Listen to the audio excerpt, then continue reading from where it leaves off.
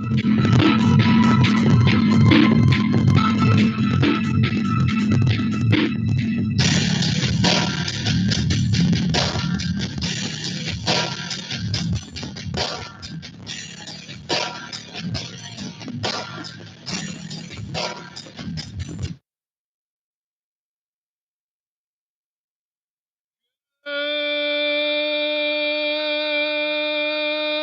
morning, TFR. Good morning. Good morning. Good morning. Hi, this is Alan. I like Ironworx because it's where everybody knows your name, and they're always glad you came. I love Ironworx with Josh, Walt and Zach. It's like sitting in your front room having a cosy chat with your best friends. Hi, it's Diva here, and I just want you to know that Ironworx with Josh, Walt and Zach, it's definitely my favourite dose of reality. Come join the family and keep it flat. Why sleep in when you could get your dose of iron in the morning? Listen to the Ironworx on TFR. This is Enlightened Dawn. Roses are red, violets are blue. Iron Realm Media is the best on the planet. To this show, I will forever be true. You guys are truly the best, and I love you guys. I'm so thankful to have you in my life. Do you like listening to space letters from Never a Straight Answer? Then tune in to The Ironworx with Zach, Walter, and Josh. Break clear of the fear on The Ironworx and become an Iron Scout. It is Tuesday, my dudes.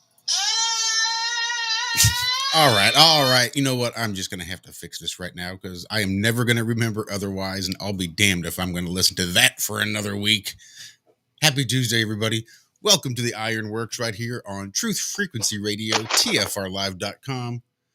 Although we are not currently on TFRlive.com. It would seem the vault was acting a little suspicious. Wouldn't let me log in, so I wouldn't even know what time it was in relation to the breaks. And then when I brought the studio in, the audio quality was just kind of jank. So I had to boot them out real quick because I wasn't going to listen to that either. But welcome. That's the way to start off a Tuesday. But we are joined this morning by the one and only awesome Austin.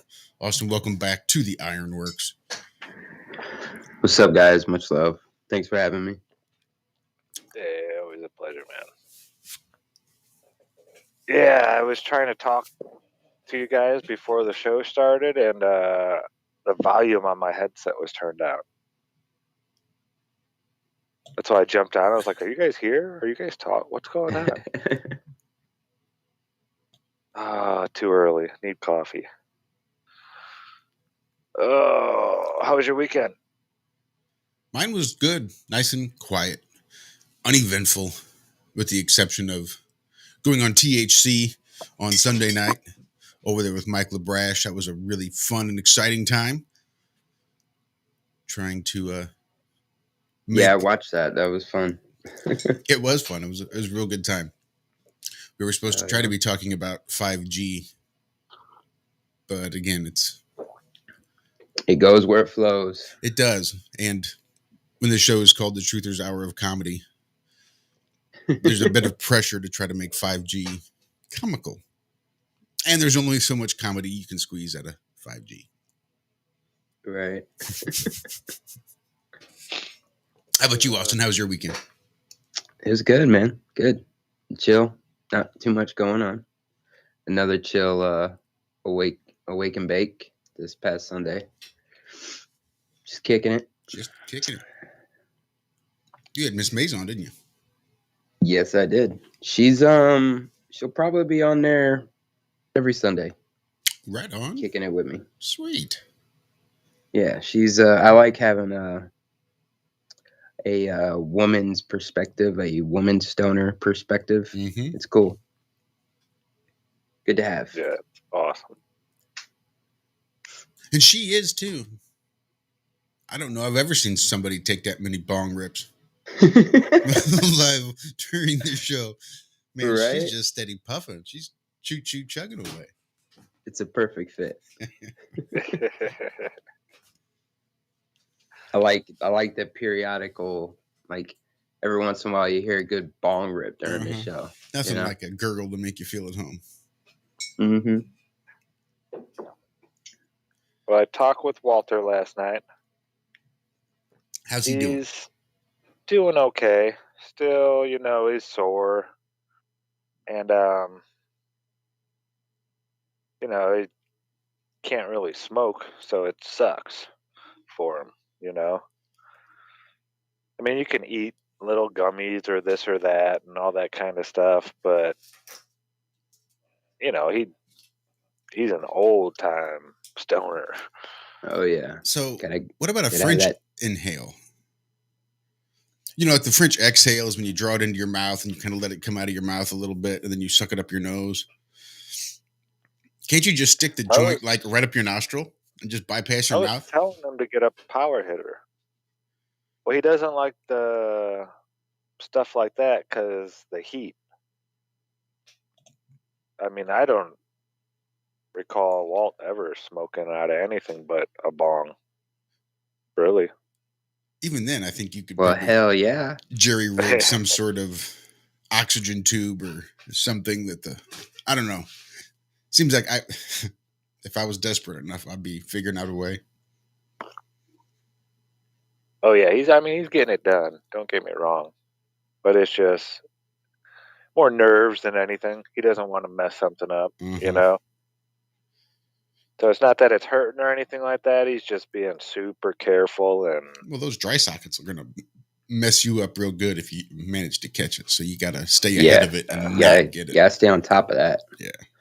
I got one tooth pulled and, I still smoked my weed, but I kept, dude, I was on top of this thing.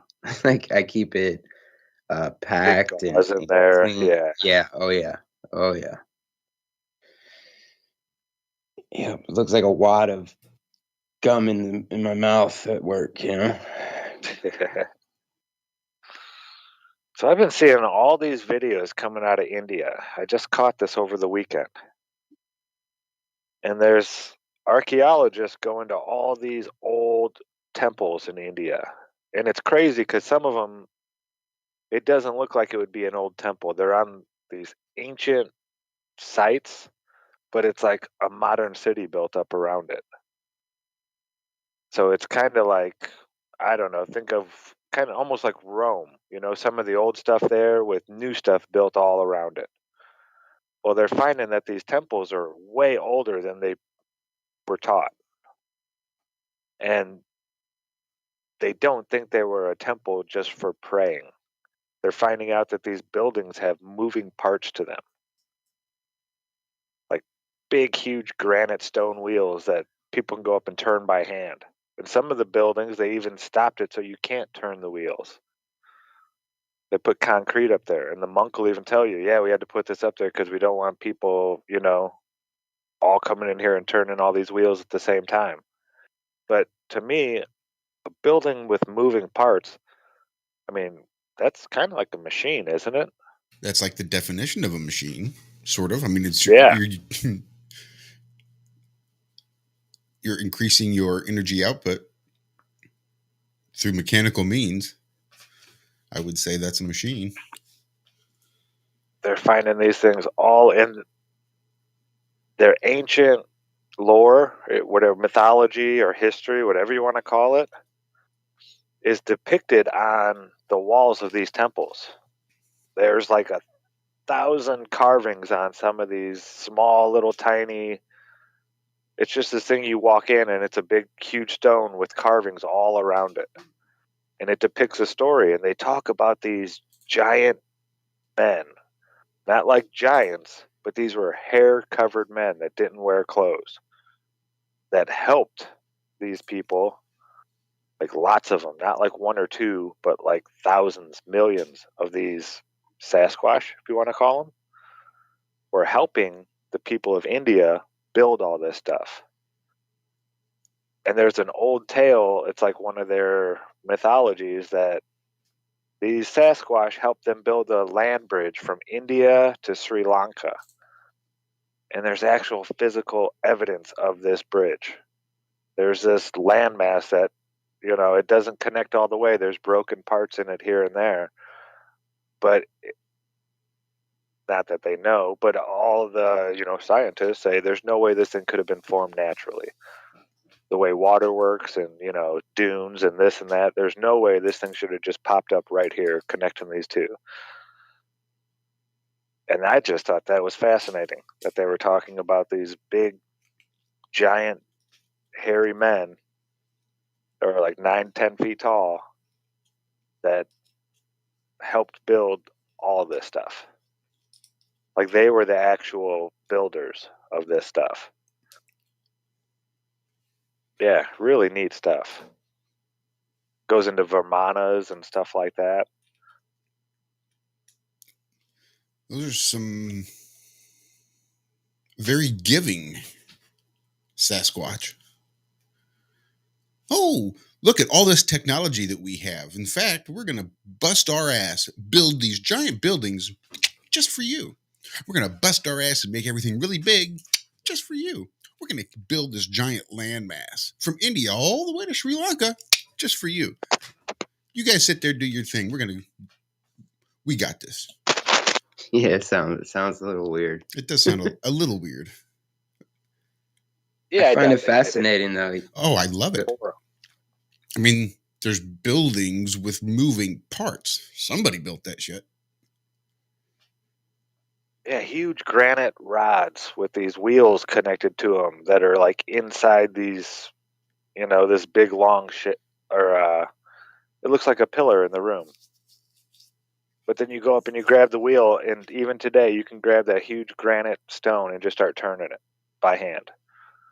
And there's like 8 of them lined up, all like 4 on one side, 4 on the other.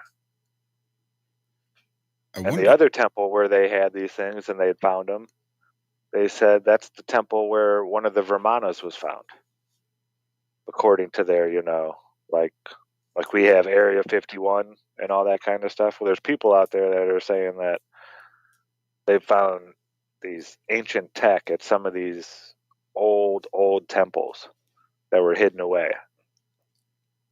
And maybe that these, pillars and whatnot are actually combinations, and you have to put all the stone circles in the right order, and that's the only way to open a door or something. I mean, that's kind of Indiana Jones-ish to me, but you never know. I was literally thinking Indiana Jones, and then you said that. But I mean, it's not like they would have just built a toddler playpen, right? Here, entertain yourself by spinning some wheels. Look, they're big, and you can turn them. Have fun. We built this just for you. What the hell would be the purpose? Why would they need to stop them from everybody coming in and turning all the wheels at the same time? What happens when people come in and turn all the wheels at the same time? I know, right? What happens? That's what I was wondering. Yeah, maybe they know. But yeah, they concreted them up to where you can't turn any of them except for one now, just to show that it can still work. It's kind of like the Ed Lead Scallion. I mean, this thing is supposed to be over 1,200 years old. Now, again, that's his story. But to be able to turn this granite rod that's, connected to this wheel, it's probably like 10 feet tall.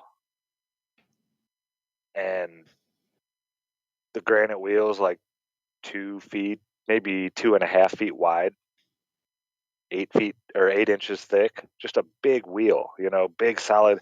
And to be able to just turn it, I mean, that's like super precision craftsmanship. We probably couldn't do that today. Yeah, the balancing alone, I'm thinking, would just be unreal. Yeah, that's some of that stuff that Ed Lead Scallion did. They, engineers tried to fix some of these doors so they could be swung open and closed by hand like he was doing. They were never able to do it. Yeah, there's so much out there. I bet this is in every culture too. Everywhere you go. Some places were messed up a lot more than other places, I think. And then they were talking about, in the Bible it says after the flood, that'll never happen again. The next cleansing will be done by fire. Mm-hmm.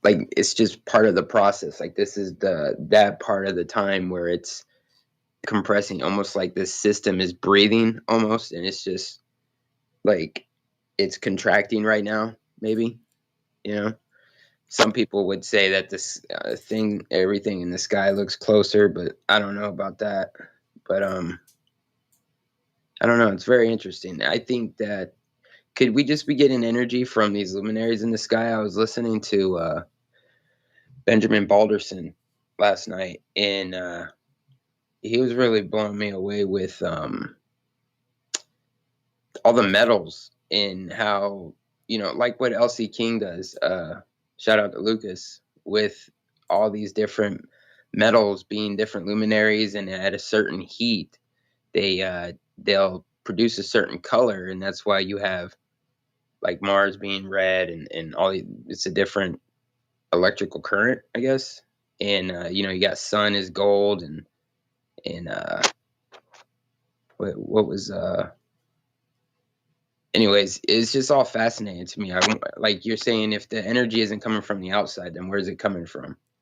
Mm-hmm. I tend to think more like Lucas has it, where it's all contained in here, and all the energy is just being transformed from one thing to another with all these cycles that are going on around us. Yeah, right.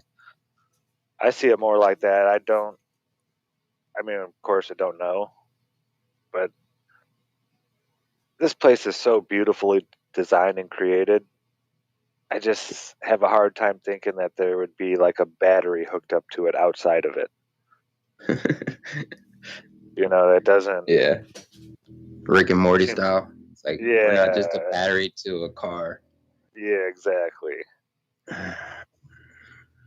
It is fascinating, though. This place is like a well-designed timepiece. Perfectly designed. It isn't perfect. Again, I think it shows that there's intelligence to it. Right. How do you the know? the stars have to reset. They do go backwards sometimes. It's very small, but it's like Well, someone's setting time their also watch. technically slows down and stuff too, right? Like, our perception, I suppose. Well, I mean, some like we got daylight longer at sometimes of the year than others. So like, and if we're just gonna base our time off the sun, well, then technically time slows down at some parts of the year, than it would other times of the year. It's because our perception of time depends what you look at for time. If you're looking at your watch or you're looking at the sky, that's two different completely perceptions of time. Like, I don't know. I was just thinking about it yesterday about all that, because we have more daylight one part of the year. So if our clock is slowing down, does that mean time is essentially slowing down a bit? Or I don't know. It's weird to me. I'm trying to work on looking at the sun. Like, I want to rely on the sky for direction and not like at a digital clock and stuff like that, I almost had it down. I was pretty good at looking at where the sun was in the sky and knowing roundabout what time it was. But that's when I was measuring it every day and looking at where it was supposed to be every day, and you kind of get a feel for it. But then after, a while of not doing that, it's like anything else. It's a muscle. If you don't flex it, it starts to atrophy, and then you kind of lose it. Yeah, the sun it's super interesting. It'll drive you mad if you really want to know what it is and they're sitting there trying to figure it out, because it doesn't make sense in like a model type thing, trying to physically place it somewhere. Yeah, you'll drive yourself nuts. Yeah, part of me is starting to think like, the whole thing with what's the real map of this place and all that crap. Well, I don't even think we can map out this place. What if this place is created based off of us? We're just like, what if we're only rendering, what we're all rendering this place? It's like, I don't think it's as physical as we tend to believe it to be. You know, I don't know. Procedurally generated reality. Right. Sort of like the never-ending story, where there's this conflict between the collective conscious imagination creation of reality versus and then nothing. nothing. Yep. And it's that I like that. Connect that boundary where they're meeting, that all that conflict and stuff happens. Well, that almost does it for the first half hour, gentlemen. Surely does. I mean, damn, there's no breaks. The studio's not in. Oh, nice. Although I could probably throw them in. I'm just afraid once the breaks do start, then the audio quality is going to get to crackling, and I just have to boot them out again. And it seems a little silly to put the studio in just so we can listen to the commercial break.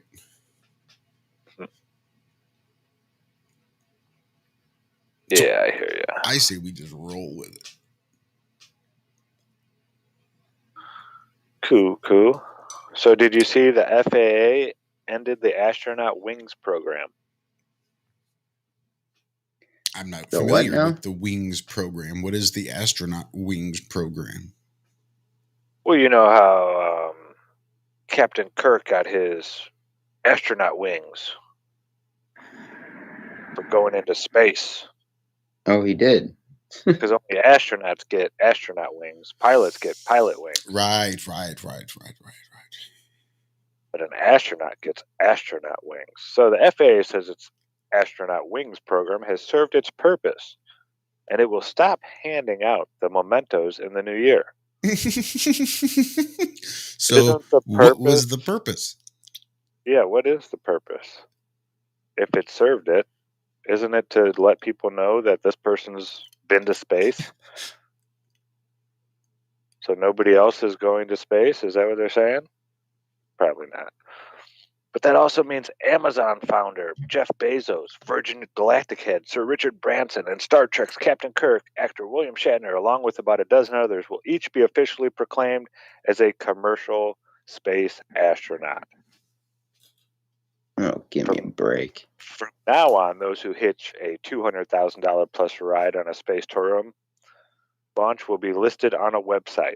So you don't get the wings. It costs you $200,000 to go up there, but they can't shell out for those wings anymore.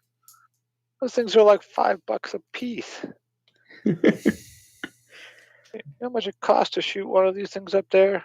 We're done handing out mementos. Sorry, the overhead is just, profit margins are just too tight. We just can't squeeze out the 17-cent 10 pair of wings that they give every fucking pilot in the skies in an airplane to hand out to every little snot-nosed kid running around.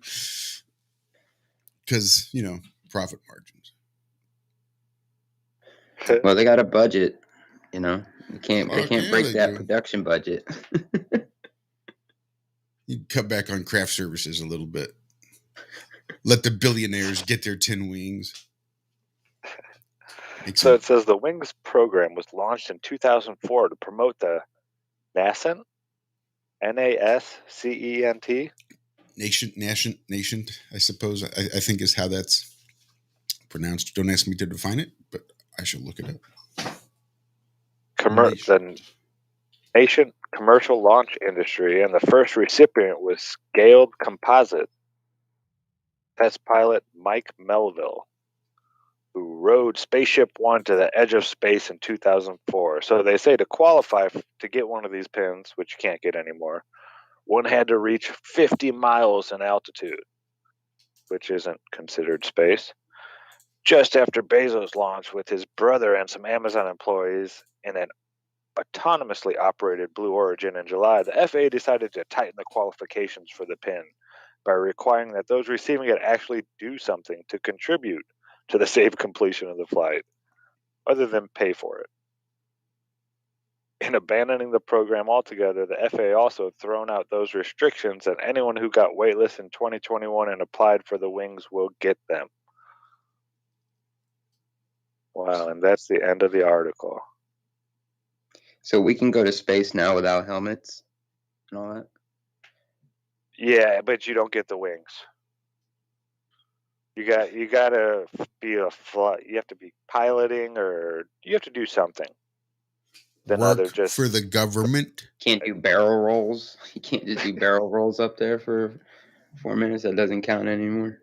So I wonder I'm pretty again. sure Kurt saved us a few times from like the Cleons and shit like that. So I guess that's gotta be the defining factor is whether you are on welfare. I think all the welfare, well, okay. Everybody that works for the public, all the government workers, all of the NASA employees, all the NASA astronauts, all the spacemen that come from the government that collect their paycheck from tax dollars, right? The welfare recipients. Only welfare recipients really get their astronaut wings, because if you're a private citizen, then you're not going to rate to be able to do any of the things. You only get your commercial astronaut title and your name listed on a website, apparently. Did you see SpaceX's ones they were giving out? No. They looked like they were Nazi stuff. Oh, God.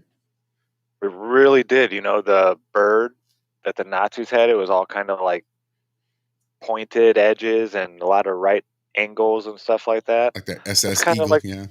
Yeah, the SS uniform. Yeah, that's kind of like what the SpaceX version of the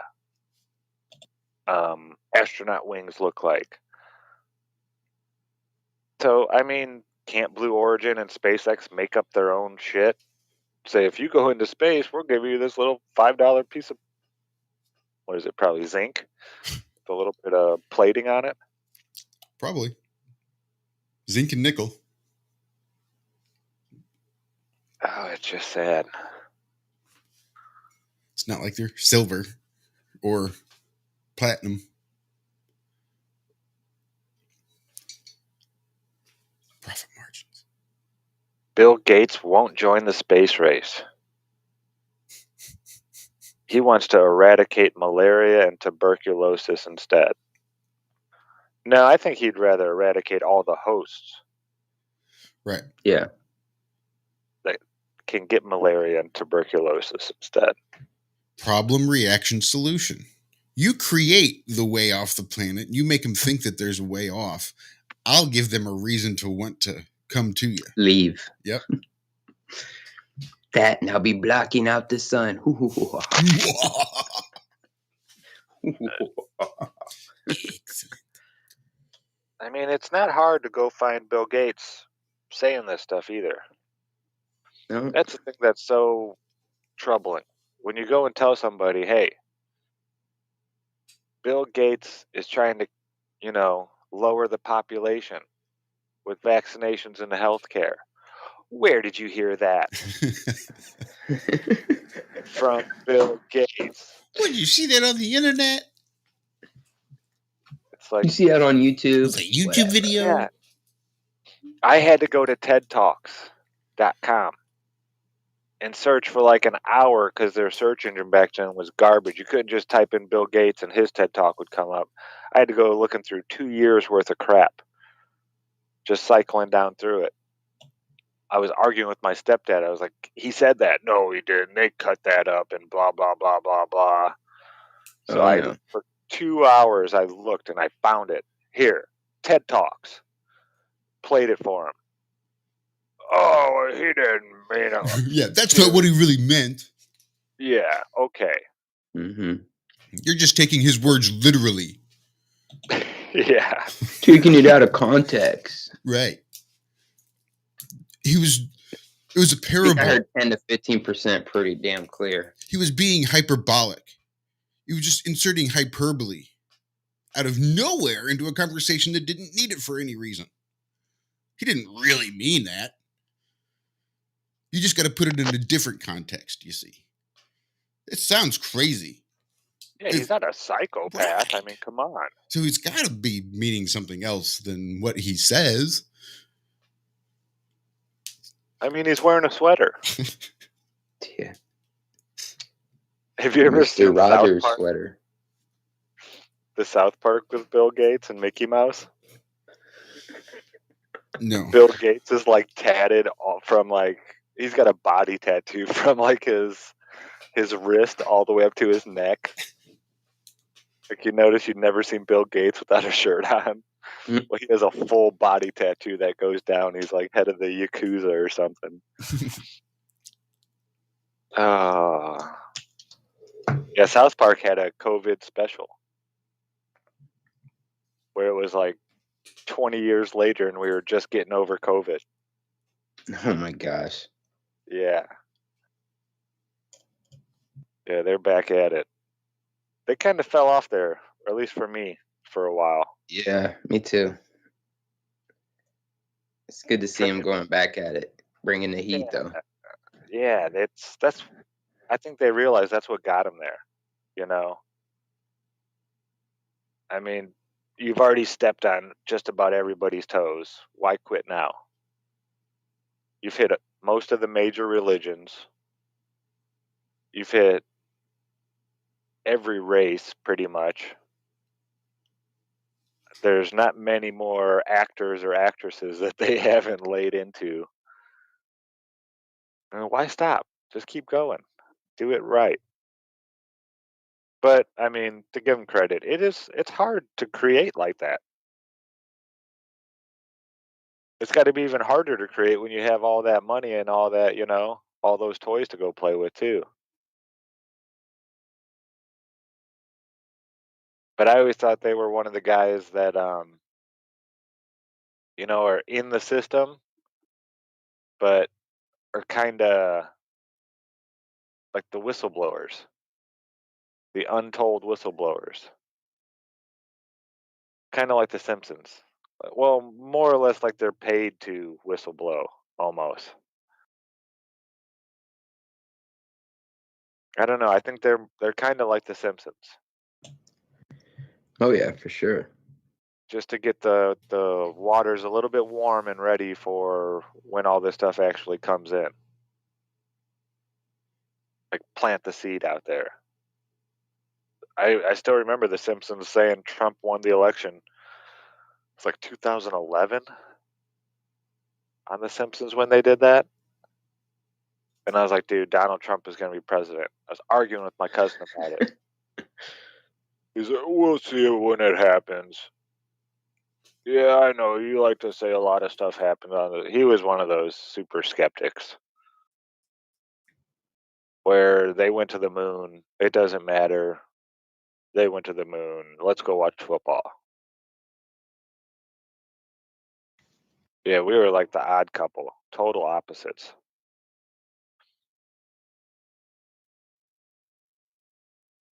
But yeah, I think there's, certain people out there, Simpsons, a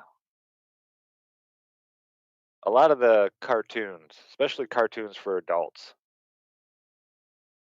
Even Rick and Morty dropped Flat Earth a few different times. And 9/11 stuff.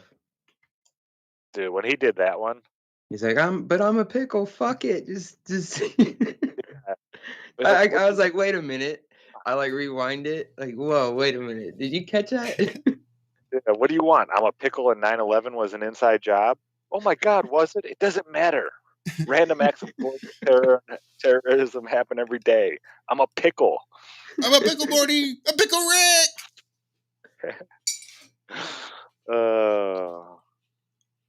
Yeah, that show, the last season was okay. Getting Rick's backstory and all that. Yeah, that was the part I liked. But I think he's getting sober somewhat. Yeah, you don't see the drool anymore. Well, not even in the cartoon, but that guy actually got drunk in real life while he was recording. Oh, I know. Voice. Yeah, that's true. And I don't think he's doing it as much anymore. I really don't. They said they were trying to work on him to stop drinking because it would take so long to get anything done. I could not imagine working with that guy, working with someone drunk. Oh my gosh. Yeah, you have to work with drunk people every day, don't you? I do, actually. Yes, I do. Yeah. Sometimes I got to cut them off. Mm-hmm. Like, sorry, but I think you have to go home. You should get some sleep. You've been here for like 3 days, dude. What are the laws like down there in Florida? How long can you have a bar open for? They don't allow 24 hours, do they?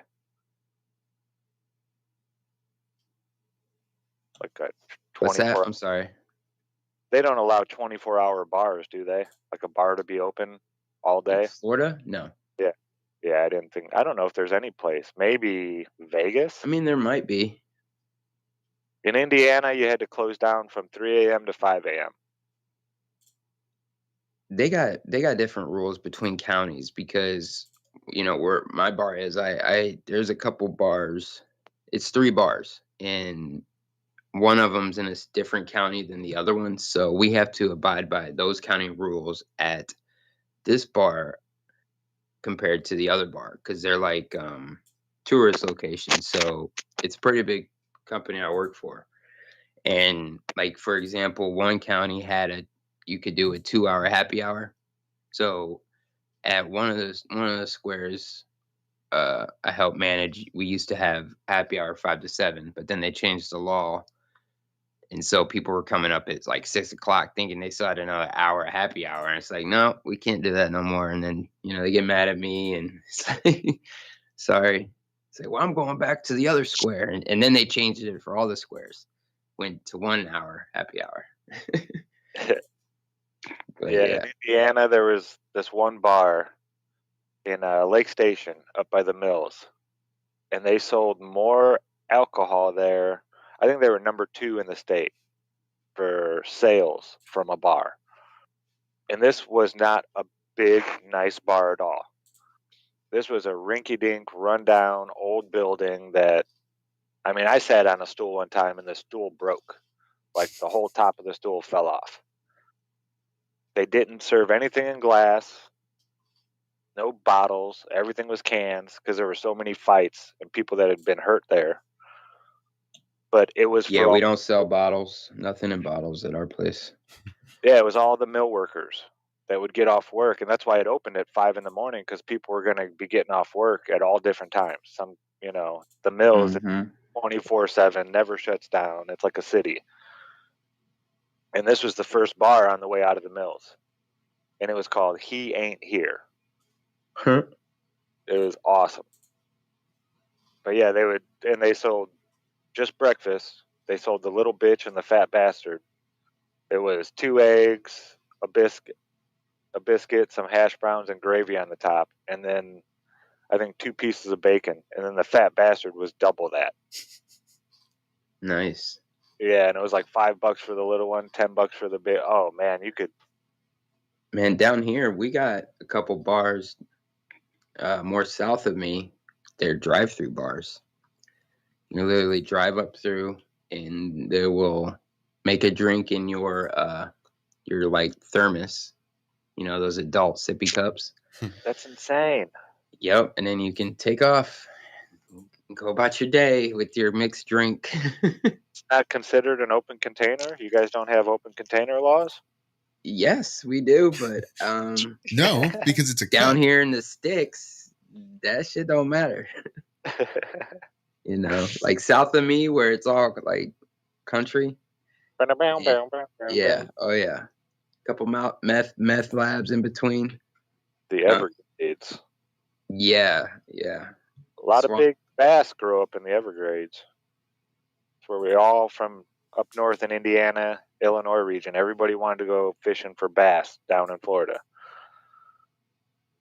I was just talking about this with someone yesterday. I think the neighbor said where you go fishing for certain types of fish and this and that. And down in Florida, the bass grow all year long. So they get huge. The water's warm enough. There's plenty of food. Up here in the north, like a smallmouth bass in Minnesota, a huge smallmouth bass is like 3 pounds. 4 pounds is like, that's a huge smallmouth. And even the largemouth, a 3-4 pound largemouth up there in Minnesota, because their growing season is so long. But you go down to Florida, they get up to over 20 pounds. Those are like giants compared to the fish up north. Like up north, they don't get that big ever. But down there, yeah, so many different lakes, and it's the Everglades. It's those swamps. Mm-hmm. Always wanted to go fishing down there. Man, I can never have the patience to go fishing. I don't know. It just never was appealing to me. See, I A didn't. lot of bugs and shit, mosquitoes, and just it's fucking hot down here. Yeah, I never did the just cast it out and sit and wait. Bobber fishing every once in a great while, certain types of fish and whatnot. But for the most type, I did artificial, and I love topwater or spinner baits, or always moving. So I'm not just sitting Right. around waiting. It was more or less. I mean, I would sit and talk to the fish. I really would. I'd make a movement in the water and be like, pretend like I was a fish. Oh, did you see that? Let's go get it. And just, I always caught fish though. Call me crazy, but I was always trying to communicate with the fish while I was fishing. And I always caught fish. Very rarely did I get skunked. We got to the point we were fishing so much that we started making our own lures out of wood and a little Dremel. We put some loop hooks on there, or loop screws on there, have some hooks on there, throw it out in the water, and yeah, we'd catch fish. You can catch fish off anything. You don't need big, flashy, shiny this and that. You could throw a hook out there sometimes, and a fish will just bite that hook. You can also cast all day long and never catch shit. Right. But you have to know the cycles of this place. I didn't learn until I was older that fish follow the moon cycle. Oh, I like what Alexander just said. Maybe you can fish for patience. Look for the right bait. Nice. Patience is a virtue. That's what I tell my boys. And then I'll be like, of which you have none. Yeah, the fishing definitely, I don't know if it taught me patience so much. I think it really connected me with nature a lot more than anything. Just learning like the moon cycles and stuff like that. We would go fishing all the time, pretty much every day. My buddy, his uncle had his own little private pond, perfect size to where if you put a big enough lure on there, you could cast clear across the pond, just about any direction, you know. So it was a nice little small pond to fish on. But sometimes we'd be there, and in 2 hours we would catch, it was like every cast you got to hit. And we'd go back the next day at the same time thinking, oh, we're going to do awesome again at this time. And we'd sit out there for 2-3 hours and barely get any hits at all, not one. And we couldn't figure it out. What's going on? And then I was going through a farmer's almanac, and they're saying this is the best time to go fishing, between these 2 hours and these 2 hours over here. And they were always about 12 hours apart, maybe a little bit longer. And I never read above where it told you where they were getting these numbers from. I was just interested in the data to know when to go fishing. And when I got a little bit older and a little bit wiser, I took the time to read all that stuff, and they said, yeah, that's when the moon is rising up over the horizon, and when the moon is setting. The fish, those 2 hours, like an hour before and an hour after set, the fish just go mad. That's like their dinner bell, is when they know it's time to eat. They don't follow the sun at all, fish. It's all based on moon cycles. And I will vow, or whatever, I declare, I can't think of the word right now, but it works. You go fishing when that farmer's almanac tells you to fish at, in the right grow, whatever, it changes depending on where you are on Earth. But yeah, when that moon pops up, the fish are going to be biting. That's the best time to go fishing. So if you're ever in that situation where you have to fish to eat, don't waste all day. Figure out what time the moon's coming up or what time the moon's setting. and go out there and fish and get your meal. 250,000 miles away. My ass, dude. I know. Yeah, and it runs so much in this place. Yeah, dude, it's amazing. Everything's connected. This is literal, like it's a system. The idea of sending people to space, we can't even live outside of this. You know, like if we were to get out of this electromagnetic field, we wouldn't even work. I'm not sure matter can exist outside of this place. Right. Yeah, not that we couldn't live, because of this. I don't think we. Well, I'm saying you need electric to see, electric for your heart to even work, and everything. Like we can only see because of electricity. This whole thing is connected. Yeah, smaller and smaller and smaller. They say electricity is what's holding all the matter together.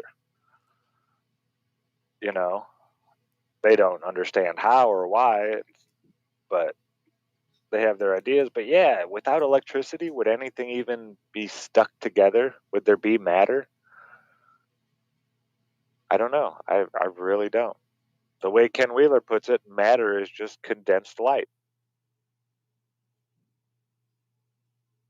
I want to know, is it vibrating at a higher frequency, or is it a much lower frequency than the light that we perceive with our eyes? That vibration produces a light, a sound, a color, all that. Yeah, and that's electricity. Electricity discharges in 3 different ways. Yeah. Light, sound, and heat. Which you can attribute heat to different colors. Right. Yeah. Yeah, it's beautiful. Whoever, the creator who made this place is, man, very wise.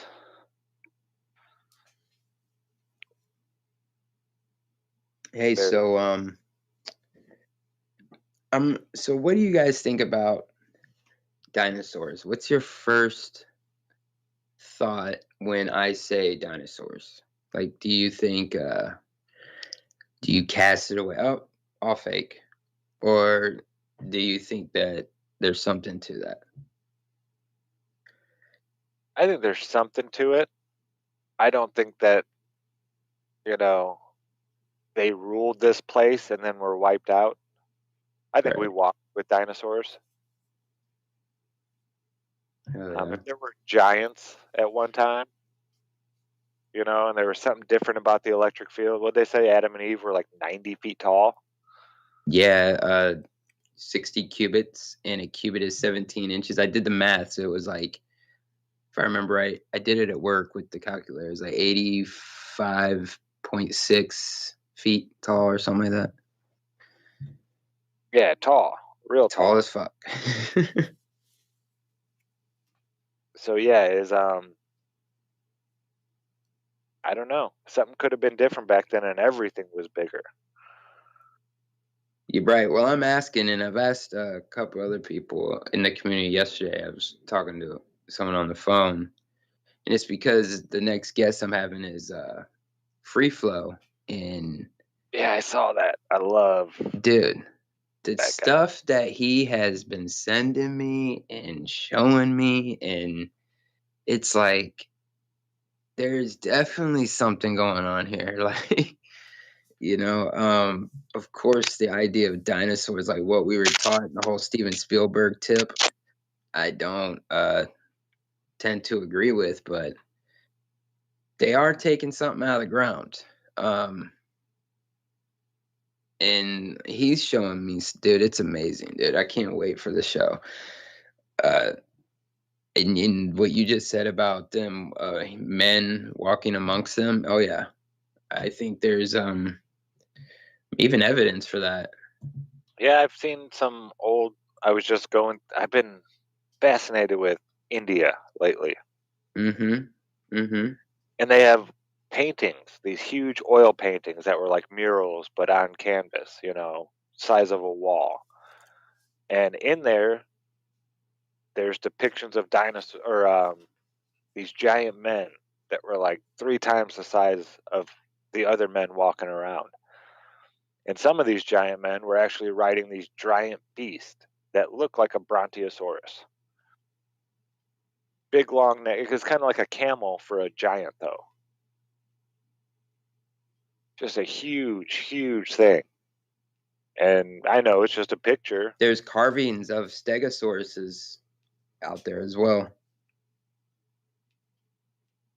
Yeah, like there are carvings of all these different animals, and one of the animals it looks like a stegosaurus. Maybe these beasts were the ones that they talk about in the Bible that were the chimera. Right. Things created by man that weren't, supposed to be. Mm-hmm. When they were tampering with the DNA and all that stuff back then, I think it has something to do with the whole Nephilim thing, and I don't know, it's fascinating, man. The stuff he's sending me, like showing me tissue that's still flexing, proving that there's no way that this could be millions of years old, like this bullshit Triassic period and Jurassic period, and it's all bullshit. Oh yeah, obviously, and it's like he's showing me, because what he does for a living is he makes the models and the molds. So you go to the museum and you see a full replica of a dinosaur. He makes those, but he starts it based off what they found out of the ground. So it'll be a couple of the bones. He molds it and then puts it together. So there is, or like, it does start off with a bone being pulled out of the ground. And it's not like, even some of these bones, it's like half of a skull where like the 3 horns of the Triceratops is still intact. And dude, it's crazy, man. The stuff he's sending me. I can't wait for this show. It's gonna be a great show. Tomorrow at 7 p.m. Eastern, free flow. He doesn't believe the official narrative, as most people don't, but I think this is interesting, and I think it'd be cool if we talked about it, because a lot of people in this community tend to just cast it all away. You mentioned dinosaurs, nope, none of it, nope, throwing it all out. Well, I don't know. I don't really like doing that anymore. About anything, yeah. No, you can't throw out the baby with the bathwater. There's, that's how they work. There's a little tiny bit of truth sprinkled with bullshit. Yeah, 20% truth, and well, more than sprinkled. It's like the truth. A big giant pile of bullshit with a little bit of sprinkles on top.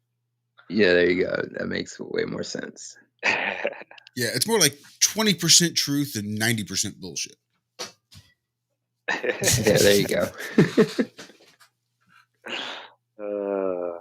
Hey guys, I'll be right back. I gotta actually pack my tooth, my hole, where there was a tooth. Right on. So I'll be right back.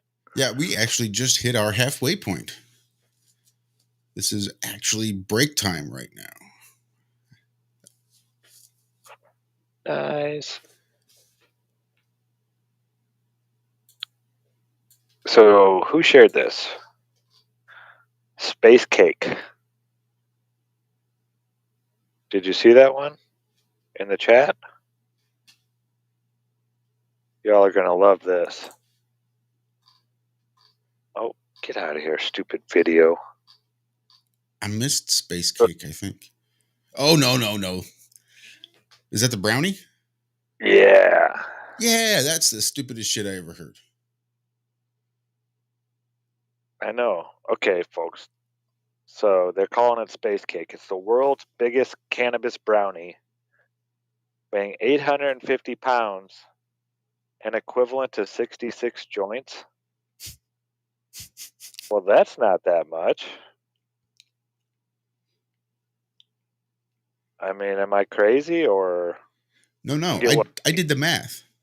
18 joints out of a half. Well, we'll just say a gram a joint. 28 joints. That's like barely over 2 ounces. And 850 pounds of brownie? Where did it go? I don't know if you're gonna feel anything. It says it has 20,000 milligrams of THC in it. So it's one joint for every 13 pounds of brownie. So you gotta eat 13 pounds of the shit to get one joint?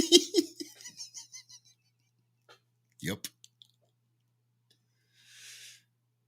Well, what's the point? That's what I was wondering. It's like, that's what when I put that in chat, I said, I'm not sure which of this is a bigger waste of all that brownie or that weed. Dumping it into the brownie. I mean, is that even going to do anything? But all right, 66 joints, 850 pounds. That's a simple division. And it was almost 13 pounds. It was 12 and change, but a lot of change. Almost 13 pounds just for a joint. Yeah, that's a waste. Isn't that a waste? Just make the brownie smaller. Fuck that. I mean, it's add more weed. Put more cannabis in there. Fuck making a smaller brownie. I can go get a cosmic brownie and smear some wax on the top of it and eat it like a cupcake. But if you're going to make an 850 pound brownie, fucking do it. But if you want it to be a special brownie, fucking do that too. Don't just be like, oh, well, we put some weed in here. Whoop-de fucking do. One joint for every 13 pounds of brownie. It's like you and 25 friends get to share this pinner. Have fun. Yeah. So this is from 12 hours ago.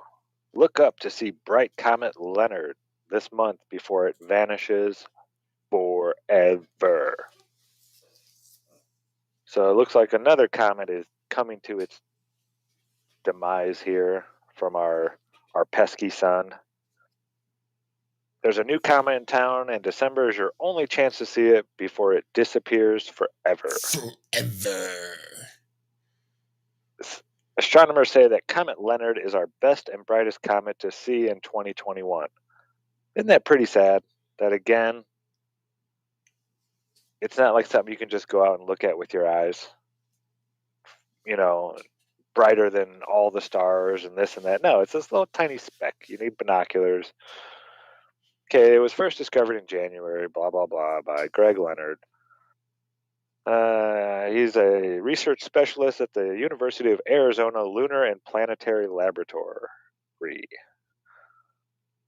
He began tracking it on January 3rd. The fact that the tail showed up in those images was remarkable, considering that the comet was about 465 million miles out. That's from Earth at that point.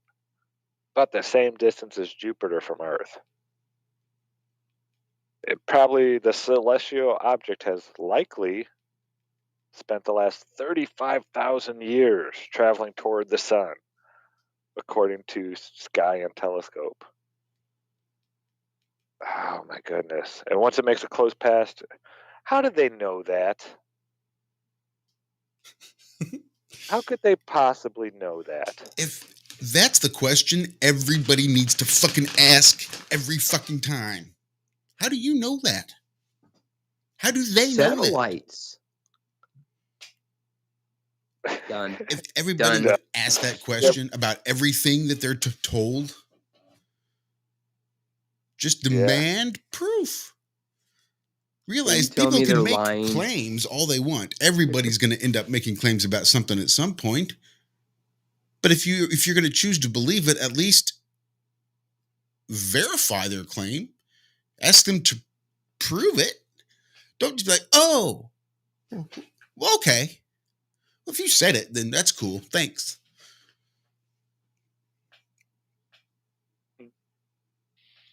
So it's saying in 3 days, December 17th, It will pass by Venus. There's a small chance Venus will pass close enough to the comet's path where it may pick up some dust grains in its atmosphere. Oh my goodness. How far did it say? How far away did it say it was?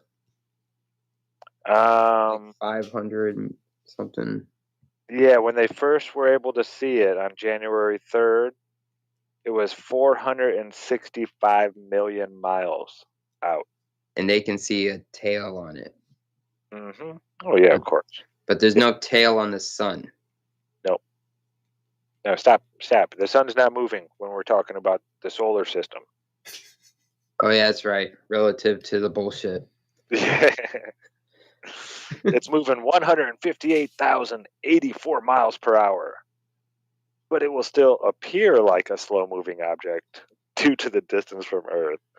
Oh my gosh. It made its closest approach to Earth already. December 12th. 2 days ago, it was the closest it will be to Earth at 21 million miles from our planet. It will be visible in the sky of both the northern and southern hemispheres this month. Look for the low object that resembles Didn't they just find this thing? How do they know so much? They're NASA, dude. They got it. Yeah, there's a small chance Venus. Oh, we already read that part.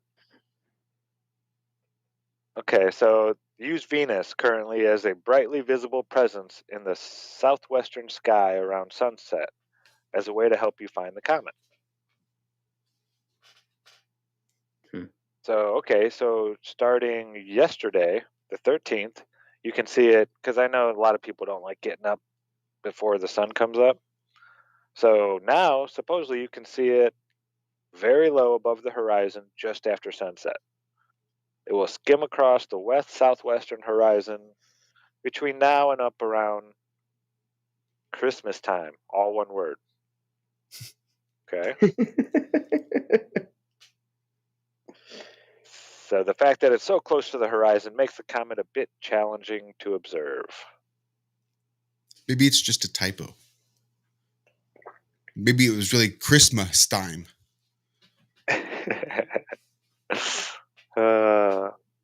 So NASA says it's difficult to predict how well we may be able to see a comet, but you'll probably need binoculars to spot this one. Only binoculars at that far away, and you only need binoculars? Wow. 21 million miles. I'm sure it's huge. Shit. We can debunk all that. Let me get the lens specs for all those telescopes. Yeah, I want the angular resolution limit. Yeah.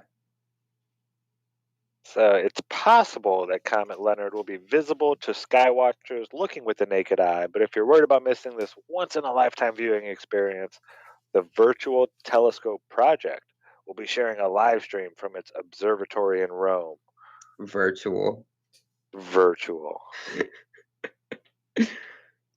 Yeah, they can't tamper with that. Now this you is can see it, but we got to run it through a software first. Yeah. So this is where it starts getting real stupid. Oh shit! Now, right now it does. What was all of that? Yeah, exactly. I can't believe I used to eat this shit up. Mm-hmm. I know, me too. So, man. Most comets with long orbital periods, like Comet Leonard, come from the Oort cloud, a large icy area that surrounds our solar system. It's too far. It's too far away from Earth to have ever been visited by a spacecraft. Well, thank you. I feel better now. When the tug of war is won by the gravity of our solar system, any object may start moving inwards, accelerating as it gets closer to the sun, Leonard said. No, that's not how gravity works. Never mind. Comets near the sun, these giant ice balls. Now it's a big ball of ice, by the way, folks. I like snow cones. I like snow cones too. So the dust and gas steam behind comets to form their extremely long tails. Most comets only become visible to us as they travel through the inner solar system where Earth is located during their long orbits of the sun. And then they go on about how the more we understand about these, the more it doesn't make sense in our model. No, they don't say that completely, but a wise and famous comet discoverer once said, "Comets are like cats. Both have tails and both do precisely what they want." So yeah, so they can't explain a comet at all. No idea what it is. They're just making shit up. I've got a comet by the tail. It's plain to see. Sorry, I need coffee. Maybe decaf though. Oh my goodness. What It's a just joke. full of lettuce, folks. So DARPA and NASA scientists accidentally create a warp bubble for interstellar travel. I think Walt shared this story. A Warp warped bubble. bubble? Yeah. Yeah, I created one in the bathtub when I was little.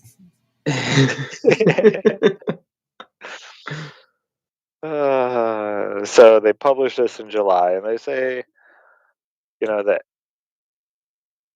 Defense Advanced Research Projects Agency funded research project at NASA's Johnson Space Center may have accidentally discovered how to build a warp drive engine. So Harold Sonny White works in Houston at the Eagleworks Laboratory, published a research paper with his team in July about the possible structure of the energy density present in a Casimir cavity. I have no idea what a Casimir cavity is. Okay, according to the report, the Eagleworks team came across a micro-nanoscale structure that predicts negative energy density distribution. Oh my goodness. That closely matches requirements for the Alcubierre metric. Okay, I'm done reading this. This is just stupid. They're just making up words now. Which is bullshit because I had this idea like 2 weeks ago. Talking to my wife, I said, we need like space lettuce Mad Libs. Right? You go through, all right, pick a noun, pick a verb, pick an adjective, and you just fill it in and you read the story out. And we could just copy word for word this bullshit AI crap that they're mass producing and pumping out to the public, and just have fun with it. Create a word search. I mean, we could do a whole activity book. I was dead serious because she found this People of Walmart coloring book, right? So it's just People of Walmart from the website, but they're really inappropriate pictures that they have just used like Photoshop and just gotten the cartoon outline so you can go through and color it in. And it's like a whole activity book with crosswords and word searches and all sorts of things that you could do. And I'd be damned if I don't want a flat earth themed, NASA themed, space themed activity book with Mad Libs and word searches and coloring books. You could do stupid NASA engineers cheering in the control room, all sorts of really cool pictures. You just take them and you just make a cartoon outline of them in Photoshop and create this whole adult themed activity book. How is that for fucking genius? I like it. I think it'll work. Right. All I need to do is get off my ass and do it. And really, surely it's not that hard. I'm sure there's a fucking app for crossword puzzle generators and word search generators. And I'm not unfamiliar with Photoshop, and I'm certain I could get that done. It's just a matter of time. Well, yeah, I mean, you could go through and we could pick out NASA articles and just take out all the verbs and nouns. Mm-hmm. And then you just add them in however you want. Yep. Make a list of Yeah. Yeah. I think they're doing that now. I think that's what they do. I think it's probably not far from it. If it's even they go through that much trouble, they may not even go through that much trouble. They might change the thumbnail picture. But most of them, I think, just recycle word for word articles. Oh yeah. And I've been noticing a lot of the articles are only 2 or 3 paragraphs long now. A lot of these scientific journal publishings, they don't talk about what they're actually trying to tell you at all. Because, not sure if you're aware of this, but over 99% of things that are published in scientific journals is strictly theoretical.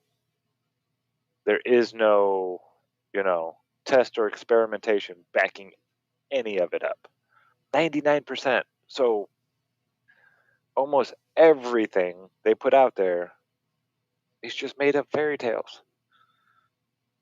It's just, let's throw some shit at the wall and hey, that one stuck. Let's write about that. It's that sad how far we've come. I mean, Mike Judge is a genius. Did you know he was a physicist? No. Yeah, he is scientifically educated. The Simpsons guy?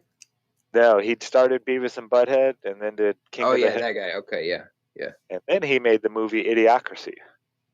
Right, which I still haven't watched yet. Whoa, that's borderline communism. You need to go I know. right now. They make it so a guy from today goes 500 years into the future. But in my opinion, what Mike Judge was doing was portraying what somebody from 500 years ago would see if they came to our time right now. It's all about humanity getting dumber as time goes on, not smarter. And yeah, it's scary how much is similar to what is going on today. All right, be on the lookout for the NASA-themed, flat Earth-themed, space-themed activity books. Voynich says, just get it done, Josh. And I could retort, I could respond, yeah, but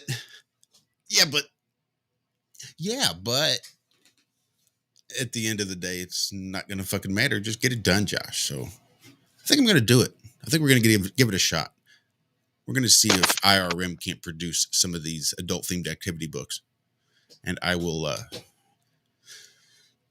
squeeze in a little time, and I'll be damned if I'm not going to get this done.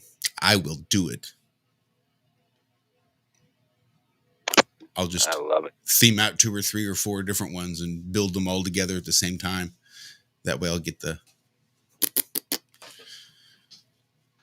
themes and everything. What the fuck is format? Jesus, where did that word not escape to? The format on all 4 of these the same. And yeah, I think I'm going to do it. They're not going to be super huge. I mean, 30, 40 pages, I think ought to do it. But I think it would be relatively simple. And I think I could get it done. So I'm going to do it. Mark the date. 12/14, episode 414 of the Ironworx. I'm going to do this. Shout out to that flat fellow. Much love, Tommy. Go check out his channel, That Flat Fellow. They were flat smacking at the flea market again. It was a beautiful weekend. I wasn't in chat too much, but I was listening, man. I was amazed at how many flat earthers were walking by. Not that we're there with the Kakalaki crew hanging out, spreading the message, but just people walking by that weren't there for that, knowing that the earth was flat.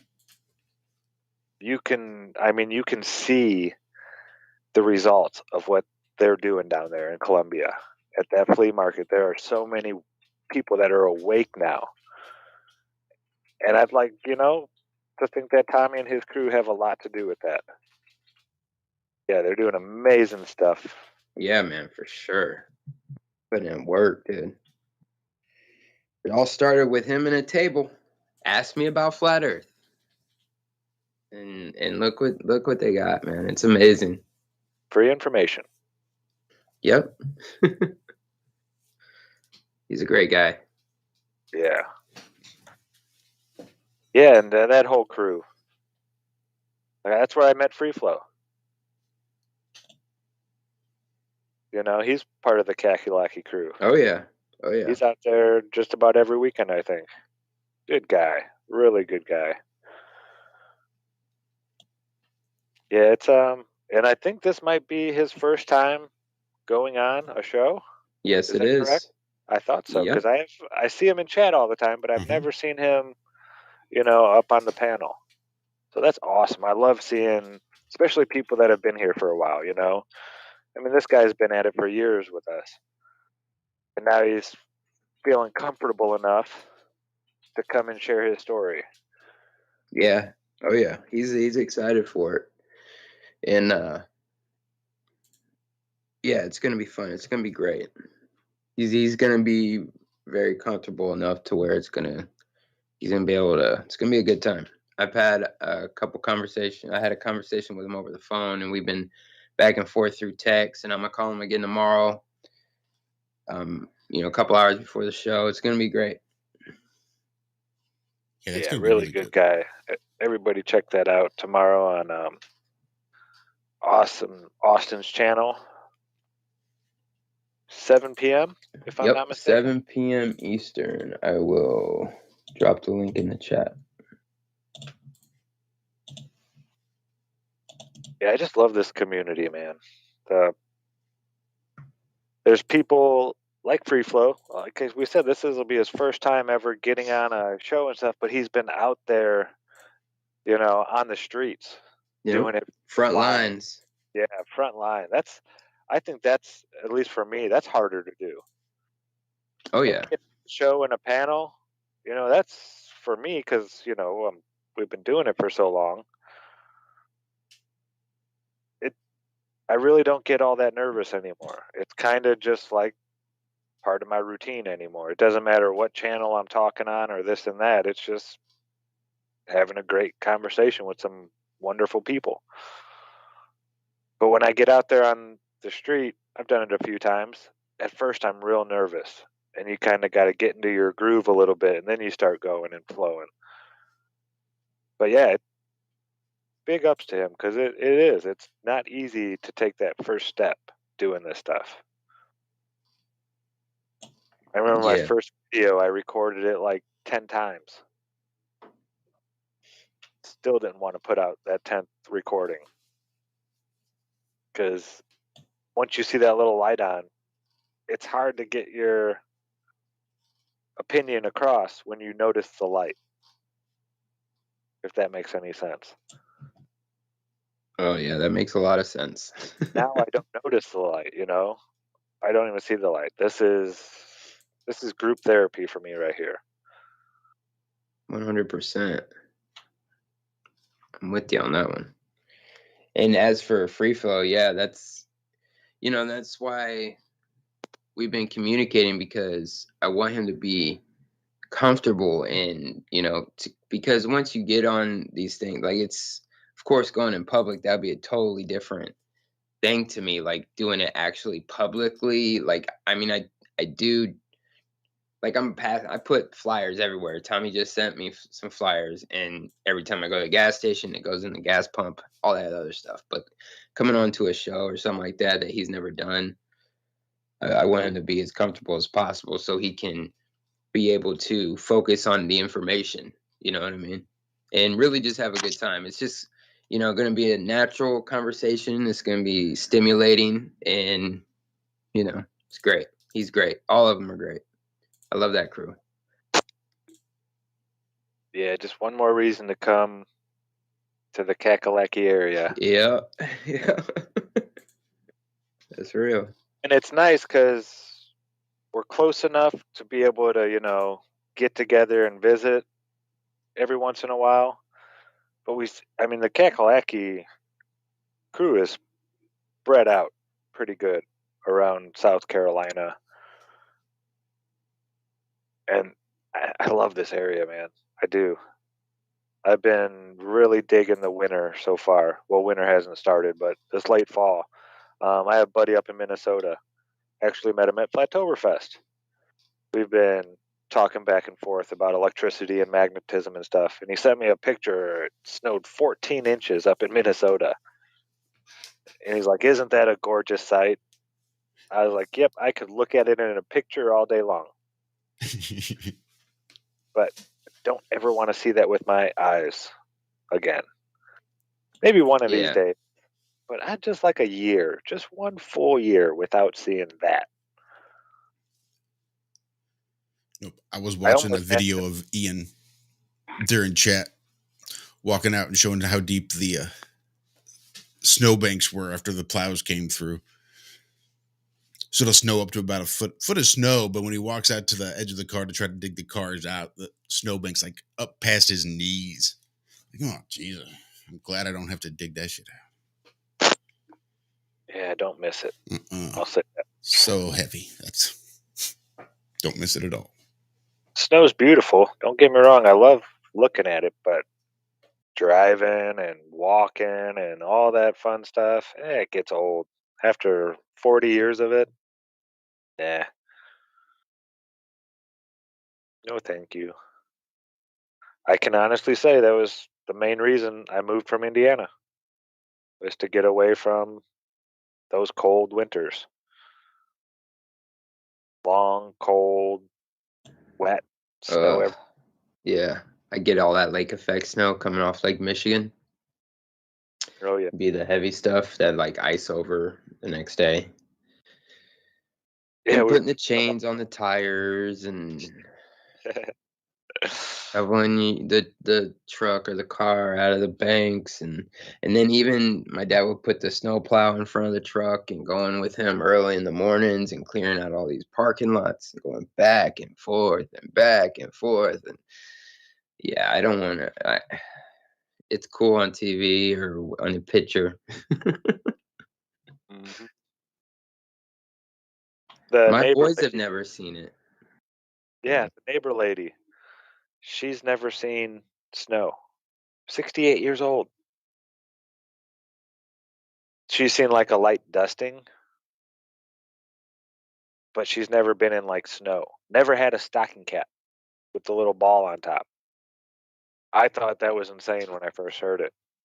Yeah, but then that's I crazy. realized, oh, yeah, she grew up in Miami and lived there for like 40 years and then came up to South Carolina where it doesn't. So she doesn't really need one of those hats ever. But growing up north, that's like every child at school had their cap, the ball on top. I mean, most of them got some of the old hats. They were all like where your dad worked. Was where your cap was from. Yeah. I had a wall full of hats. My dad worked at Mobil Oil up in East Chicago, Indiana. It's now BP, I think. I don't even think Mobil owns that plant anymore. But yeah, I had like 50 hats that said Mobil Oil on them. The old man hat with the, I forget what they're even called, but it's got the button in the front where the hat actually comes and clips down to the brim. And just like any style of hat you could think. I had John Deere, everything. I had an uncle that worked for John Deere. I had 20 John Deere hats. Yeah, that was my thing. I collected hats when I was younger. But yeah, hats from where people worked was like the big thing up in Indiana. I mean, there were the Bears hats and stuff like that, and the Cubs and the Sox, but yeah, that stuff really, I mean, God, the world has changed so much. And then as I got a little bit older in my 20s, I had friends and stuff wanting these old hats and wearing them like it was retro or something, you know. I have one of these old hats that have the mesh fitting. It was like for a while there, you couldn't find those things. Everything went wool or some kind of. Yeah, I was a hat guy my whole life. I always wore a baseball hat, usually. Oh yeah, me too. I had all kinds of baseball caps. I mean, I still do. But yeah, I was all about those beanies with those little furry balls on top. I'd have like a Chicago Bulls one, and then a Chicago Blackhawks, and Indianapolis Colts or Pacers, and I had my Carhartt, bunch of Carhartt. Yeah, Carhartt was huge. Yeah, the Carhartt overalls. I'm looking at mine right now. Never had to wear them down here. They're good up to the long johns. Yeah, you have to wear your long johns. Put those on. Then a big heavy winter coat over that. Yeah, I was talking with the neighbor lady yesterday. She was like, my friend wants me to come up to Buffalo, New York, in January, early January. I was like, you don't even have a winter coat. I was like, you're going to need to go shopping before you go, right? She's like, well, I have a coat. I was like, no, you don't. You have like sweaters that look like coats. I'm talking about a coat. Her whole life, she's never had a winter coat. It's just, yeah, she thinks she does. yeah, exactly. But it's like, no, I'm talking 0 degrees coat. A real coat. Oh my gosh, dude. I never want to go live up there like that again, dude. Going to the horse farm before the sun's up in the middle of winter. Like, oh my gosh. Cleaning all those stalls and stuff in the middle. Oh my God. Like, the piss would because you're cleaning these horse stalls, right? And the ammonia smell that burns your nostrils. Yeah, burn your nostrils, but yet the heat coming off of it, it's like it's fucked. It's like, oh, it's so warm now, but yet you can't even fucking breathe. Ammonia is just burning the nostril hairs. Yeah, never. I don't never live up there again. It's so hard to get dressed that early in the morning when you know it's fucking cold out there. Yeah, and the layers you put on. Yeah. And then at the end of the day, you come home and you're taking all those layers off, and you've been sweating in it, so it has this distinct, like, wet winter clothes smell. Yeah. Nothing like cheap polyester and sweat. I used to, before I would give myself 20 extra minutes in the wintertime. And I mean, I usually shower every morning anyway, but I would, like, I'd stand there for the last 5 minutes and just turn the heat up as hot as it would go, and just try to warm my core body temperature up as much as I possibly could, and then throw a bunch of clothes on, 2 layers of socks, like the underalls, and then a pair of jeans, and then the big overalls over that.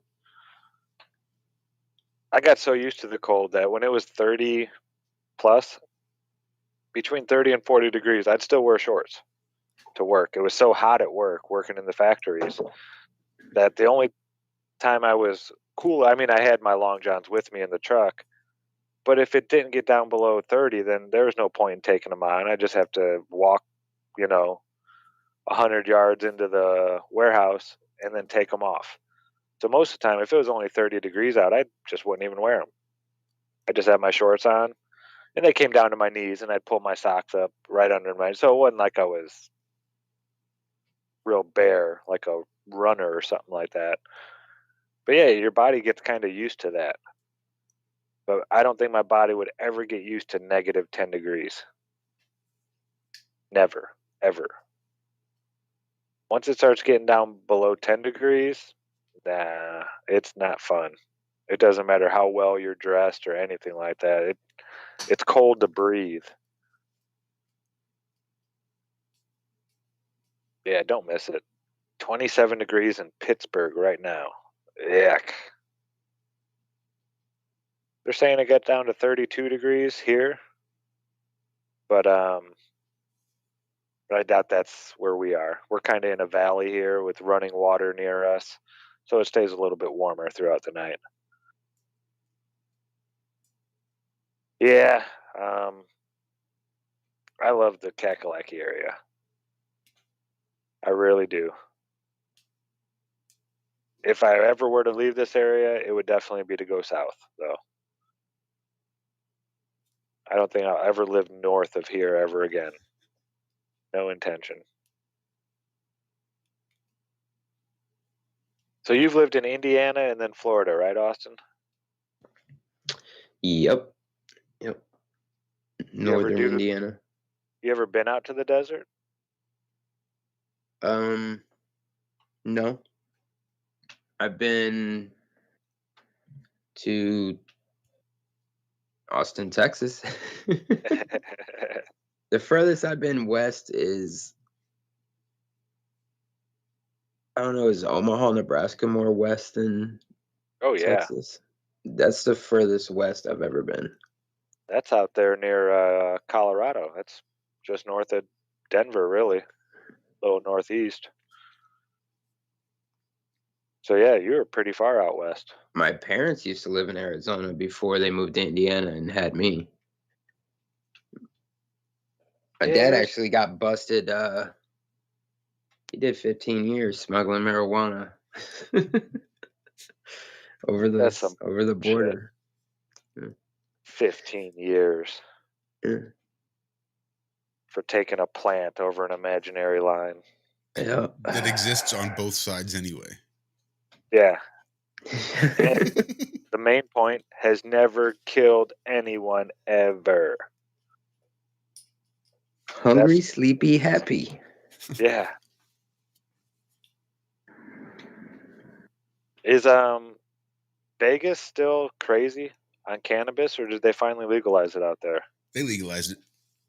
One of the channels I watch on growing and just sort of cannabis in general is a channel called Mr. Grow It, and he lives in Vegas and is a pretty successful grower out there and is now able to do it legally. It has been for some time, I think.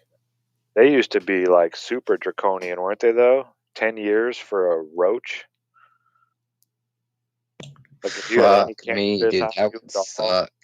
Yeah, any cannabis at all. It was like mandatory 10 years in the state of Nevada there for a while. Now, prostitution was legal. Gambling's legal. You know, you can drink yourself to death. That's fine. Can't have a bowl. Won't allow it. Maybe the propaganda is so strong out there. It's the tax. I'm sure that's how they were until they could figure out a way to tax it. The only way they could generate revenue off of it was through criminalization. It's more like, like, well, we're already making good money off of it being illegal. We'll legalize it once that we make more, once that margin increases, then we'll flip it. Definitely. But right now we make more money with it being illegal, Oh, we can tax it and all that shit. Yeah. I'm not about that government weed, to be honest with you. I don't trust it. I'm not getting my card. That's what you got to do here in Florida. But there's a trick to it, right? If you get your medical marijuana card, your concealed is revoked. Yeah, I was just going to say, are you allowed to still have a firearm if you have a medical marijuana card? No, and then people will say, yes, you can. Like, there's one guy, he's like, yeah, you can. And he pulled out both of them. And I was like, yeah, cool. You got a physical card. But that card is now revoked. Yeah, just because you have it in your hand doesn't mean that it's still in their books. Yeah, you can physically hold all kinds of stuff, but it doesn't mean that they're going to coincide and both work. Yeah, which I think is some bullshit. Shall not be infringed upon. You can't word it any plainer than that. Shall not be infringed upon. That's why I like guys like the armed fisherman who's out there in Florida who makes it a point to carry his AR-15 when he goes fishing. Yeah, I like him too. Because that's about the only way you can open carry. Channel? Uh-huh. Yeah, there's lots of people out there because that's one of the few stipulations in Florida law that says if you are hunting, fishing, or camping, you're allowed to open carry. Yeah. Mm-hmm. Well, aren't you allowed to open carry an AR in a lot of states anyway? Oh, yeah. May not be Florida, but I know, like here in A South lot of Carolina, the southern states. yeah, I could walk down the street with an AR loaded, one in the chamber, strapped across my back. Just go for a walk, and it's perfectly legal. I guarantee the cops are going to come. People are going to call. But you are not breaking any laws by doing that. Any type of long barrel. I think it has to be over 19 inches long. At least that's what it was in Indiana. Can't go walking around with sawed-off shotguns and things like that. But as long as the barrel of your shotgun or rifle is 19 inches, it was legal. Yeah, my sawed off doesn't leave the house. Yeah, smart. See, I had a pistol grip on my shotgun. Ah, hell yeah, dude. That was illegal. So I changed it to a collapsible stock, just so I could throw it on my back and go walking around if I want to. But it still has a pistol grip on it. It's not your traditional shotgun handle. It's got the pistol grip with the stock on it. Yeah, it's time to oil that thing up. I think it's been a little while, a little over a month. I'm gonna buy another gun. Yeah, I've been wanting to get a rifle, a reach out and touch someone rifle. I'd like to shoot something at 500 yards away and hit the target. I think that'd be cool. I want a revolver. That's what I want. Nice, heavy. Yeah, they're reliable. Right. But limiting. Yeah. Yeah. Even a speed reloader is handy, but it takes time. Yeah. Yeah, when you're in those types of situations, yeah, it'd definitely give me something that holds some more rounds. Yeah, I don't have anything like that. I got something for like a punk motherfucker that wants to come inside the house or something, like someone who's making a huge mistake. But I definitely wouldn't be able to keep up with a group of crazies or something. Like if shit were to hit the fan, I'd have to find others with a lot of ammunition and automatics, Ooh, here's your Ironworx shit hit the fan tip of the day. Electrical transformers are filled with mineral oil. So should the grid go down, you'll just have large containers of mineral oil sitting up there at the top of these utility poles. And you can do all sorts of fun stuff with mineral oil. Just saying. Nice. Your Armageddon tip of the day. We got about 15 minutes.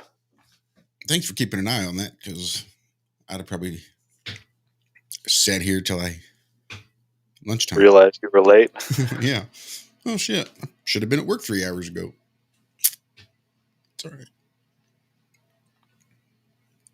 Yeah, I heard New York has gone over the Supreme Court or the Supreme Court ruled that in New York, their vaccine mandates are okay, I guess. Something like that. For like eating in places and pretty much just being a citizen. If you want to travel out in the public of New York City. I haven't seen a whole lot of pictures of New York. Are they back to, is it bustling yet? Is there people all over the place? Everything I see of these big, giant major cities, New York, Chicago, San Francisco, it's mostly of homeless people and like nice shops that are now closed with wood on their windows and stuff like that. I mean, it's getting Atlanta now. This whole you can't be arrested for stealing you can steal up to this much and it's no big deal. What? I mean, yeah, Walgreens has pulled out of California pretty much. The San Francisco, LA area, they pulled out all the Walgreens because people are just walking in and taking whatever they want and then just walking out. And as long The as you don't police are take over doing nothing. $1,000 worth of merchandise, I mean, they might Yeah, arrest but you. people are stealing flat screen TVs, like 60-inch flat screens now. They're going way over $1,000, and nobody's doing it. Dude, if I Well, because that's being combined with something with these no bail arrests. So Hmm. they might catch you, find you, and arrest you, but then they just let you go. There's nothing they do other than like issue you a summons saying, "All right, you're going to have to come back to court to deal with this at some other point," like a traffic ticket. I think is the how it works. I Yeah, can't it's not help a but think of misdemeanor, nothing. I It's a can't help but think of the all the junkies out there that are like, you know, stealing from Walmart and stuff like that for their fix, and it's like you're telling me I can just walk out with this fucking television now, like no problem. They won't arrest us. Let's go. We're about to Yeah, and get an it's not like one or two eight people ball. doing it. It's like flash mobs of 80 people that aren't taking food or No, water. of No, course not. they're going and taking. Let's go rob the shoe store and get our Jordans. Let's go to Right. Ellsberg Diamonds. Let's go to Louis Vuitton and steal handbags. It's like, Half of them are probably drug addicts, and they're flipping it for 8 balls of meth or something. yeah, that's probably what it is. I mean, I could understand if they were stealing things to survive. We need that food. We need clean water. But it's not. And it's not a bunch of people that are, you know, They're thinking the like long the game. They're on but that hustle. I oh mean, yeah.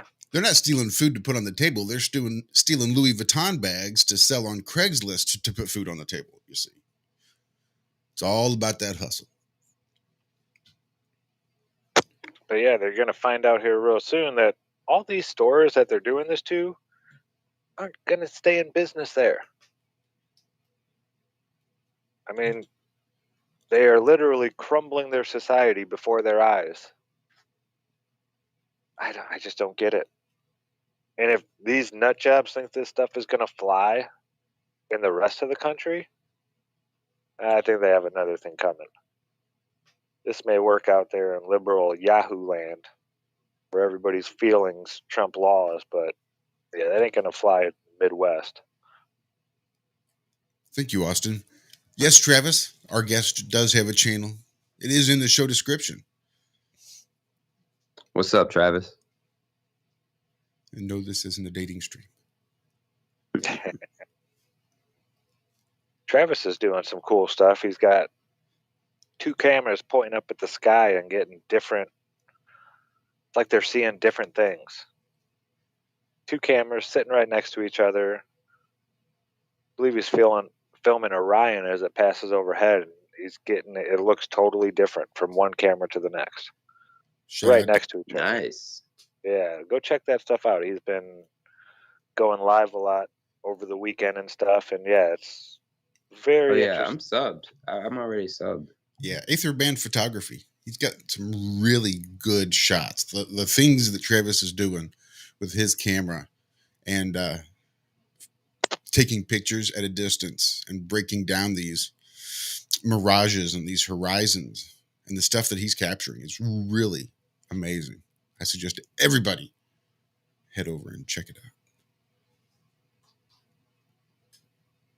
out. Yeah, a lot of these channels that are, they're very dedicated to trying to figure these certain optical phenomena and stuff like that out. But they're Man, great. I love that. If it wasn't for those people, I wouldn't have picked up on those simple facts on just learning how your eyes work and how what's really going on at the horizon. I've never even thought of that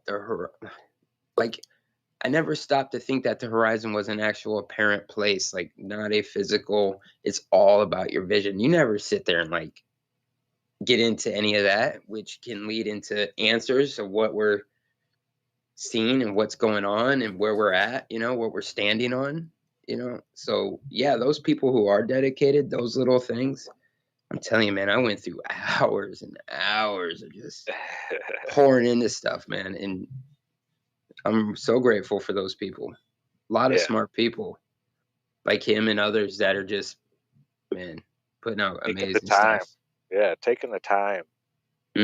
Thank you for that. And yeah, it's not like a 6-month project. Travis has been doing this for years now. Yep. Just all the time out there. He was out on the channel over the weekend shooting. It's a labor of love. And when these are the people that really help keep all this stuff going. So yeah, big props to anybody out there. Just like back to the Kakalaki crew, Mhm. There's all kinds of stuff, even like stuff that you don't see, that's just, I think is huge. Like, I don't know if you heard, but Austin Whitsitt, he announced the whole RV thing with him and Kai, and he's gonna like link up with Chris, and they're gonna have 2 RVs, and he wants to like start a caravan tour thing, That's awesome. Yeah, I think it's really awesome, and he's wanting to like make it a point to go out and really hit home, like we're the center of creation, like this is it, like it's gonna be good. I think there's a lot of good things. Like, I know people are seeing bullshit. Man, my mic is hot right now. Sorry. I know people are like tripping. Some people, a lot of the bullshit going on within the community. They're like, "Oh, what's going on with the community?" Well, really, that doesn't represent the community to me, And I think people that are actually within here understand that, like we see other things going on like this. There's nothing wrong with this community. There's idiots in every group. You know what I mean? Yeah, the streets don't change except for the names. Just because someone's woken up to flat Earth doesn't mean, I mean, it changes you, but it doesn't mean that, people aren't going to butt heads and have arguments and, and if you're an idiot, you're an idiot. Yeah, there's still going to be childish, behavior. That's how humans are. But no, for the most part, yeah, this is an amazing community. It really is. And you don't get this kind of support in a lot of other communities. I know the A1 community or 1A, First Amendment audit community. They're a lot like the Flat Earth community. What, Josh? I said I love steak sauce. But yeah, they're a lot like the Flat Earth community. They share each other's, videos. They get together and go out and like we go flat smack and they go auditing together. And yeah, it's so nice having these grassroots places where you can meet real people. But then again, like you said, they're real people. You're going to have strife with any group of people. Doesn't matter how well you all get along. You're going to have heads that butt. So, I mean, that's just part of life. So, no, I mean, yeah, it's just what it is. People are people. There's even tribes within this community, like cliques and just how it's all, it is what it is. But oh, yeah, it's great. I love it. Well, yeah, that's the thing, though. We all pull together when we need to. It's like the cliques at school. When everybody's at school during school, we're all in our own cliques. But Friday night for the football game, when we have to go see another school with all their students, then we pull together as a mass, and we're all the student body, and we, cheer against their student body. We all come together when we need to. And just even like the sharing of ideas and then adding to people's ideas and thoughts and observations they documented, and furthering the discussion, making it stimulating. I love all that. It's great. It's like an amazing little think tank, Yep, exactly. I gotta let Hank Pank out here. He's telling me. Yeah, I gotta let the puppy out here in a minute. Here we are getting A little baby girl. close to it. We only got about 90 seconds. Well, 2 minutes, I guess, because there will be no break music. So 2 minutes. But that will do it. Thanks for having me. Do you have folks. anything else going on besides the show tomorrow, Austin? This week? Yeah. Sunday, gonna have Alex on, Conspiracy Music Guru. Nice. He's gonna be kicking it with us. So it's gonna be a good time. 9 a.m. Eastern Sunday. Yeah. On the Awake and Baked edition of the Melodome. If you didn't hear Alex's new song, it's about Bob Dylan. It's amazing. Oh yeah. Yeah, I played it at the end of the last Awake and Baked. It was great. Yeah. Blowing on the harp while playing guitar. That guy is good. Yeah, he's got talent, dude. That's not easy to do. He made that intro for me with that Rasta accent. Like, I'm like, yo, that is perfect. He has a lot of talent. Great guy. Yeah, he's oozing talent. Well, the sun is coming around again today, folks. No need to fret. That's what I tell people now. When they'll be like, "Oh, how are you doing today?" You know, people working at the stores and shops and whatnot. I always say, "Wonderful." You know, "Oh, fabulous, wonderful day." And someone will be like, "Ah, you're lying." And my response is, "Hey, the sun came around today. It's a fabulous day. That's all I need. It is what you make it. If you want it to be a fabulous day, then it will be. It's all about how you look at it, your perspective." That's right. That's true. And I'm not greedy. Just the sun comes around, I'm good. That's all I need. All right. That's it, ladies and gentlemen. Have yourselves a great rest of your day, a great rest of your week. And we shall see you right back here Friday morning for another episode of the Ironworks right here on Truth Frequency Radio, TFRlive.com. Of course, broadcast here to YouTube, DLive, Facebook, Twitter, Odyssey. We're out there just in case you can't find us on TFR or for some reason the site might be down. Anyway, love you guys. Have a great rest of your day. Bye-bye. Turn myself into a pickle, Morty! Boom! Big reveal. I'm a pickle. I'm Pickle Rick! Pickle Rick!